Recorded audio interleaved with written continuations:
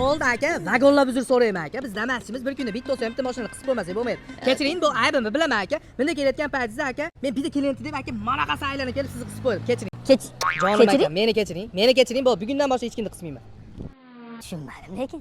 Va Bahodir, monshab bu. Monshab ash kuni karillaveruvding, senga qarz bersam bir haftada qaytarib bermaysan deb. Mana vaqtida bir kun oldin beryapti.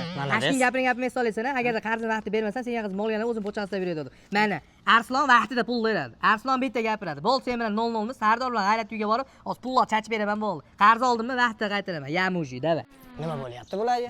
Assalomu Aka, alaykum. monshab kerak bo'ldi. Oling aka, yaxshimisiz? E'londagi matchmi? Xo'p bo'lsa aka, holisidagi bu mashina pushga kiradi. Holisi qora bo'ladi, holisi qiz bo'ladi, holisi sariq bo'ladi. Behij bo'ladi. Agar bu joyda kassangiz bo'lsa, bitta chiqaraversak o'zini o'zi kerak qilib kassangizni o'zi ko'radi.